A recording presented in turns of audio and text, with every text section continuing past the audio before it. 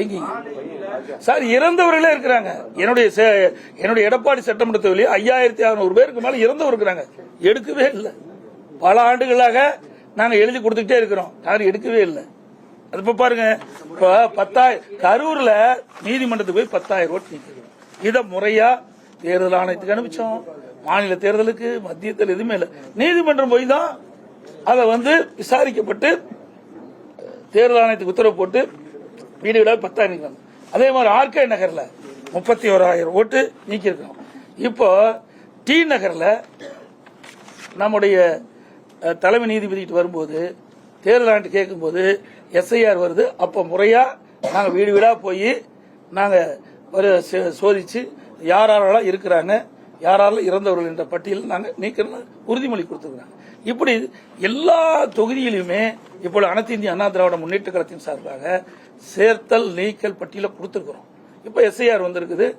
இன்றைக்கு எப்படி செயல்படும் என்று கருதுகிறேன். ஏன்னா இது எல்லாமே மாநிலத்தில் இருக்கின்ற அரசு அதிகாரிகள் தான் இந்த பணியை செய்யறாங்க. அதனால இந்த நடுநிலையோட இந்த அரசு செயல்படணும். இந்த அரசு அதில் தலையிடக்கூடாது என்பதுதான் எங்களுடைய தாழ்மையான கருத்து.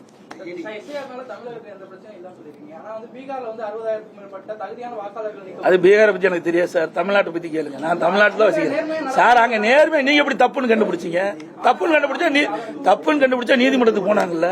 ஏன் நீதிமன்றம் சொல்லல? நீதிமன்றத்தில் வழக்கு போட்டாங்கல்ல. வழக்கில் நீதிமன்றம், உச்ச நீதிமன்றம் அதாவது சொல்லி இருக்கணும்ல. இது தவறான கருத்து.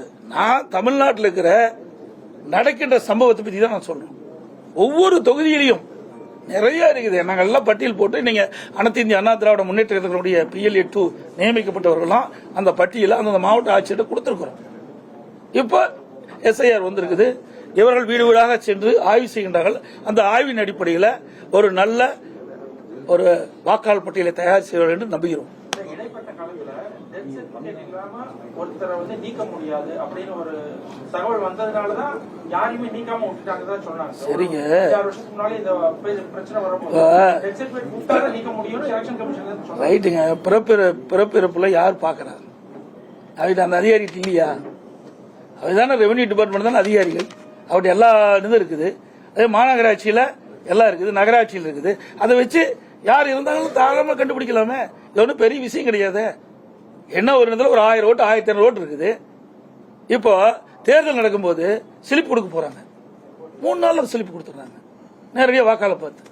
அப்போ எஸ்ஐஆர்ல கிட்ட நீ ஒரு 10 நாள் எடுத்துங்க, நேரடியாக போங்க, விசாரிங்க, அதுல என்ன பிரச்சனை பாருங்க. இத உண்மையான வாக்காளர் பட்டியல் தயாரிக்க சொல்றோம். இது ஆளுங்கட்சி வேண்டுமென்றே திட்டமிட்டு ஒரு தவறான கருத்தை பரப்பி வராங்க. அந்த கூட்டணி கட்சியெல்லாம் சால்ரா போடுது. இதுல என்ன இருக்குது எனக்கு ஒன்றும் புரியல. நீங்க ஏதாவது இருந்தா சொல்லுங்க, நாங்களும் அதை கவனத்தில் எடுத்துக்கிறோம். அமைச்சர் KN நேரு நகராட்சி நிர்வாகத்தில் ஒரு 25 லட்சம் ரூபாய்க்கு மேல ஊழல் பண்ணிட்டாருன்னு ED ஒரு கேஸ் போட்டாங்க. ஆமா, உண்மையான அரசாங்கமா இருந்தா, நேர்மையான அரசாங்கமா இருந்தா ED கொடுப்பதை அதை ஆய்வு செய்து அவர் மீது வழக்கு பதிவு செய்யணும். ஆனா இந்த அரசாங்கத்தில் அது கிடையாது. எதிர்கட்சி மீது வழக்கு போடுவாங்க. ஏன்னா என் மீது கூட வழக்கு போட்டாங்க. என்ன வழக்கு? டெண்டர் கேன்சல் ஆயிட்டுது, அந்த நிதியும் கேன்சல் ஆயிட்டுது, அதுல 400 கோடி ஊழல். எப்படி வழக்கு? டெண்டர் கேன்சல்டு, உலக வங்கி டெண்டர், அந்த உலக வங்கி நிதியும் கேன்சல் பண்ணிடுது. மீண்டும் மாநில அரசு அந்த 2ஆ பிரிச்சு டெண்டர் விடுறாங்க. 2 பேர் வேற ஒருத்தர் 2 பேர் எடுக்கிறாங்க. ஆக முதல் டெண்டர் விட்டாங்க பாத்தீங்களா, அதுல 400 கோடி ஊழல். இப்படிப்பட்ட அரசாங்கம் தான் இந்த அரசாங்கம். இந்த அரசாங்கத்தில் நேர்மையை பார்க்க முடியுமா? ஆக இல்லைன்னா வழக்கு யாராச்சும் போடுவாங்க. யாராவது வழக்கு போட்டாங்களா நீதிமன்றம் விசாரிக்கும். அப்ப நீதிமன்றம் விசாரிக்கின்ற பொழுது உண்மை வெளியே வரும். இன்றைக்கு ED நேர்மையா தான் கேட்டிருக்காங்க. இப்படி என்னென்ன முறைகேடு நடந்திருக்குது. பத்திரிகை செய்தி தான், ஊடகத்திலையும் பத்திரிகை வந்த செய்தி வச்சு தான் நான் சொல்றேன். ஆக வலைதளத்தில் வந்த செய்தி இப்படி ED நாங்கள் ED ரெய்டு மேற்கொள்கின்ற பொழுது இதுல என்னென்ன ஆவணங்கள் கிடைக்கப்பட்டது, ஆவணங்கள் அடிப்படையில் இப்படி அந்த பணியாளர் நியமிப்பதில் இது முறைகேடு நடைபெற்றா தெரியுது. இது மீது வழக்கு தொடர்ந்து அனுப்பிச்சிருக்கிறாங்க. அப்புறம் அரசாங்க என்ன நடவடிக்கைன்னு பொறுத்து இருப்பாங்க. ஆமா, இங்க மட்டும் ஊழல் இல்லைங்க, திண்டுக்கல்லையும் ஊழல் நடந்தது. அங்கேயும் 4.5 கோடி ஊழல் நடந்தது. அதிகாரி தான் அரெஸ்ட் பண்ணி உள்ள வச்சிருக்கிறாங்க. ஆக இன்னைக்கு திமுகவில், அதே மாதிரி காஞ்சிபுரத்தில், அதே மாதிரி திருநெல்வேலியில், அதே மாதிரி கோயம்புத்தூர்ல இதையெல்லாம் பங்கு பிரிக்கிறதுல ஊழல் நடந்ததெல்லாம் அங்க ராஜினாமா பண்ணாங்க, மேயர்லாம் மாத்தினாங்க.